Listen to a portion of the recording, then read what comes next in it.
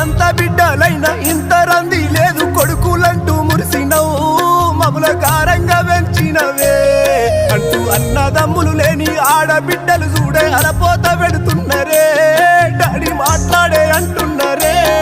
అమ్మ నిదురున్నాడేమో పిలువే ఒక్కసారి నీ పిలుపు వింటాడేమో డాడీ గమనించి లేస్తాడేమో